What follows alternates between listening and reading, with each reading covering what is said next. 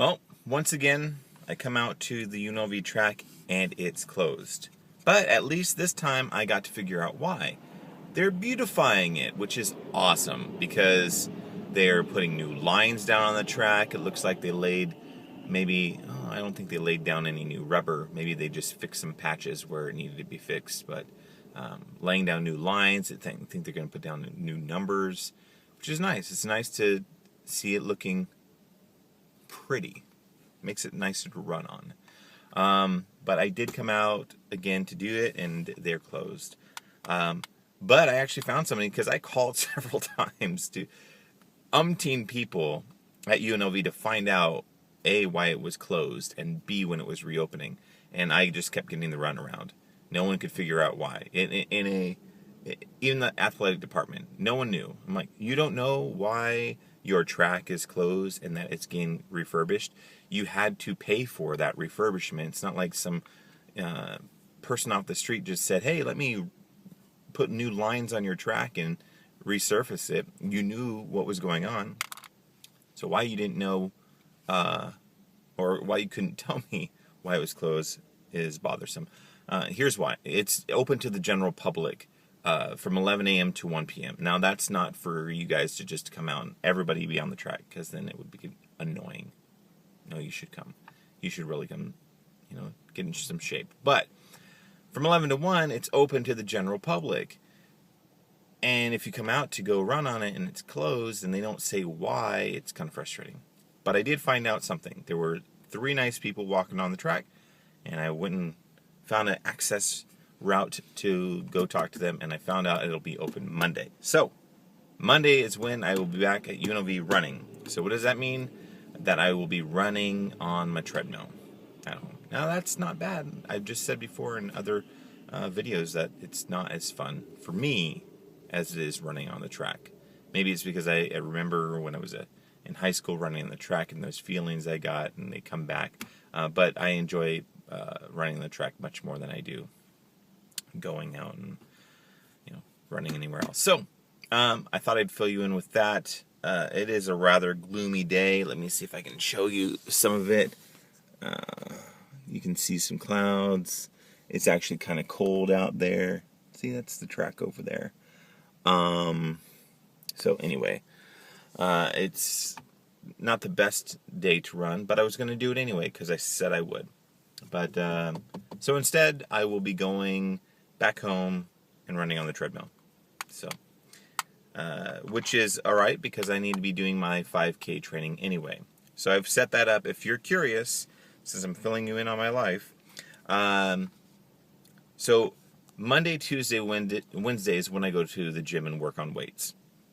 And I've told you before, Monday I do my biceps, triceps, legs, and abs. Tuesday I do back and shoulders. And then Wednesday I do chest, legs, and abs. So on Monday and Wednesday I do legs. So those days I won't run because I've done my leg workout for the day, and it's sometimes not conducive to do both together, what I have found.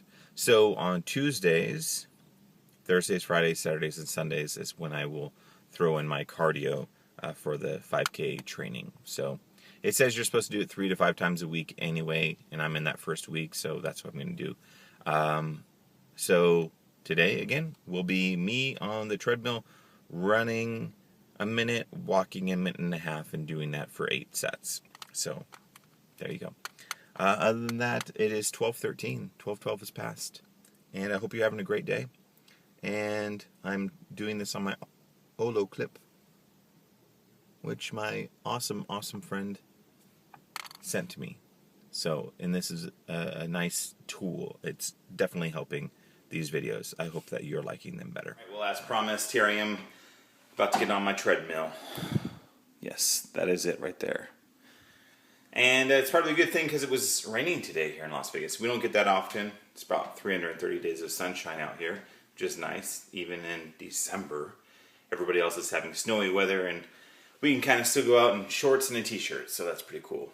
So, today's been an interesting day. Really interesting and kind of crazy not frustrating, but just kind of get tired of some of the conversations and vitriol people spew on Facebook. Kind of want to make a point, and I see both sides of this, so I'll try to give my best assessment. So Facebook, it's a wonderful tool, great for business, great for interaction, great for finding people from your past, great to express yourself, say what you want, find like-minded individuals out there in the world that you may have not ever met. Maybe the social circles that you run in don't always think the same way you do, but when you maybe post something on Facebook, you find that there are actual people out there that think the same way you do, which is kind of cool. And that's what I think it's for. You know, if I post something on Facebook, now if you're watching this right now, you're seeing it on Facebook, or you're seeing it on YouTube, and you follow me for a reason. We're friends for a reason. You like what I have to say to some degree, otherwise I don't know why you'd friend me or follow me or whatever. But you're here, and you're watching this right now. You don't necessarily have to agree with everything that I say, but I don't know, the point I try to make sometimes with people is, you know, when I post something, yes, it's public, it's a forum, it's not necessarily to debate anybody to come and give me their opposite view. It's nice, I'll debate with the best of them, it's fine, whatever. But sometimes it's not constructive debate. It's a shouting match, and that's not what I'm looking for at all. And what I say sometimes, and some of these people don't agree, I say I don't go to your Facebook wall and comment on things that you post. Trust me, with 4,900 something friends on Facebook, there are plenty of people that I still associate with that have various degrees of, I'll just put it this way, things I don't agree with. I could be mean in the way I say it, but I'm not going to. But they have things I don't agree with. But what I don't do is I don't necessarily go to their post and try to start a fight with them. For the most part, if I go to people's posts and make a comment or whatever, I'm making a comment.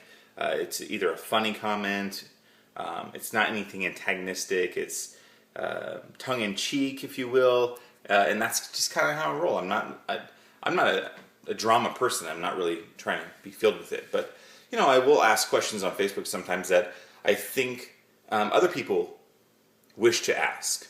How do I know that's true? Because I'll ask a question, and there'll be tons of people that like the question, they'll like the comment, but they won't say anything. And there's a ton of people that will write me a private message and say, or they'll text me and say, that's funny what you said, I'm glad you said what you said. I'm not going to engage in the conversation because this, that, or the other, but I'm glad that you said it. So I don't mind being that person. I don't mind being that person that goes out there and makes those kind of posts for other people. Because at least they know there's other people that think the same way that they do. I think it's important. I just bought the book Deconstructed today. It was, and I think this. It's not called Deconstructed. It's called Deconverted, but that's pretty much the same thing. Deconverted, it's a book by Seth Andrews, who runs the website thethinkingatheist.com. Now, I enjoy watching his videos. I will listen to his podcasts, and there's been like 80 some odd podcasts that he's done. And what he talks about is fantastic. It just gives a rational way of thinking, a different way of looking at what a lot of our friends or whatever will say of something that they believe in. So he just came out with his book, Deconverted. I bought it. I haven't read it yet, but I'm going to.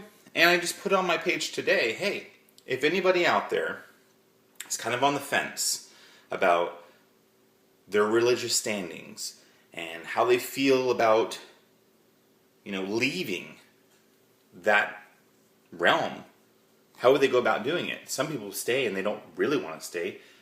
They're just there because they don't know anything else. And that's what Seth has done in his book. Because Seth was this, I mean, the complete opposite end of the spectrum is from being an atheist. He's this person that believed in God wholeheartedly. You couldn't tell him any different. No one could have told him that he would have ever become an atheist, but he did. He was even a Christian radio host of a radio station. And now he's on the complete opposite end of the spectrum. So he writes a book to talk about how he went through this process, and it's available for people to read. He, for a long time, he was saying that he didn't think he was going to ever write this book, or actually he did write it, but he wasn't going to publish it. But he did, and there's a lot of people that are fans of his that are happy that he did that. So I'm going to check out the book. I posted it on my Facebook earlier. You can check it out. You can go to thethinkingatheist.com. I'm not getting anything from this. I mean, I purchased the book. It's $10 on Kindle. But I want to support this person. Number one, every video I've watched on YouTube that he's done has been awesome. Every podcast I've listened to have been awesome. So, I should support people that I agree with what they're saying. Whether it's on Facebook, I'm liking or commenting. If they're selling something, I'm buying their stuff. I should support people that I believe in that have enriched my life in some way. And that's what I'm doing with him. If you want to check out the book again, thethinkingatheist.com. I haven't read it yet, but I'll do a review of it when I have, and then it will go on this channel, of course. But the point being is that, if I'm posting something online, for instance, talking about his book, and telling other people about it, it's not an attack on anyone's religion. I'm here to tell you, I don't care what you believe in. My roommate believes in God, yet we get along just fine. She hears that I will listen to The Thinking Atheist and his podcast. It's playing in the living room. But we don't have an argument about it. Because she believes what she believes. I believe what I believe. Sometimes I will say, well, what do you think about this? What do you think? And we'll get into debates. But she's where she's at. I'm not trying to convert her not to believe that. If that's what makes her happy, then that's great. This makes me happy, and people around me should be happy about that. But if I post about it on Facebook, I'm not bashing you. I'm just saying how I feel. So don't get offended about what you believe. If you believe in it wholeheartedly, somebody saying something against it shouldn't waver you at all. That's just my opinion. So that's my little rant, I guess, for the day. You won't get too many of them, but I just wanted to share how I feel before I go run my butt off working on this 5K training. But again, I always appreciate you watching.